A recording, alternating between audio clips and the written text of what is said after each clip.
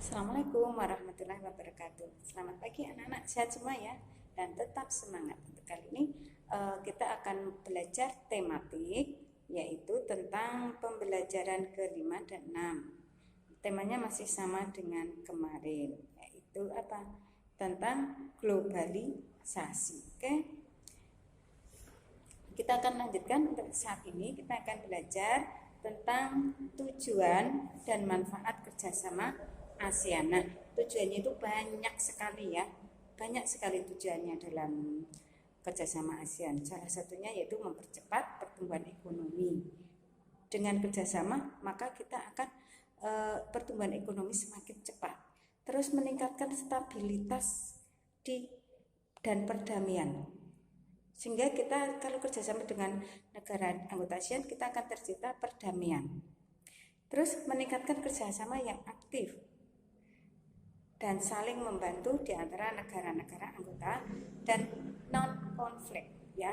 Terus saling membantu di bidang sarana pelatihan, menjalin kerjasama yang lebih efektif praktis ya, sehingga tercipta perdagangan yang luas, perbaikan sarana dan prasarana transportasi, meningkatkan kualitas pendidikan Indonesia.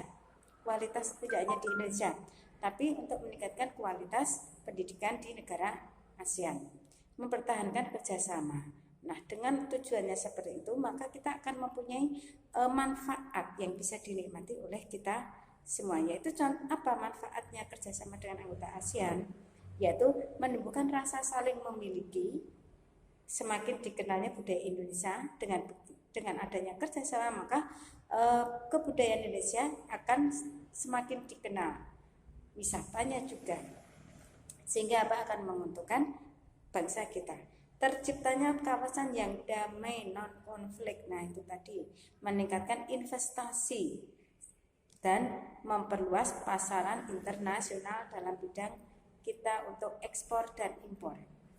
Pemenuhan kebutuhan dalam negeri. Dengan adanya kerjasama maka kebutuhan dalam negeri yang sekiranya sumber daya alamnya belum terpenuhi oleh bangsa kita, maka akan terpenuhi oleh impor dari luar negeri untuk memenuhi kebutuhan. Memperluas lapangan kerja. Nah, banyak sekali TKI yang dikirim ke luar negeri. Dan meratanya perkembangan penguasaan ilmu pengetahuan. Dengan adanya kerjasama maka ilmu pengetahuan semakin merata. Oke anak-anak, untuk selanjutnya kita akan belajar. Kemarin brosur sudah ya, kita sudah belajar tentang brosur. Nah, masih ingat brosur? Apa brosur? Brosur yaitu salah satu bentuk reklama yang berisi informasi-informasi tentang produk atau imbauan. Brosur yaitu bentuknya lebih kecil dibanding poster. Sekarang banyak sekali, misalnya contoh brosur penerimaan siswa baru, brosur yang ada di bank-bank itu juga banyak. Nah, untuk selanjutnya yaitu kita akan belajar tentang ini, menyusun gambar seri. Nah, anak-anak pasti senang sekali dengan gambar seri. Bentuk gambar seri maksudnya bagaimana gambar seri itu? Suatu gambar yang menjelaskan suatu cerita. Nah, itu akan kita bentuk. Kita bentuk itu bagaimana? Kita susun biar menjadi suatu cerita yang runtut. Jadi untuk melakukan gambar seri, coba anak-anak perhatikan halaman 78 ya, tentang apa? Pameran batik.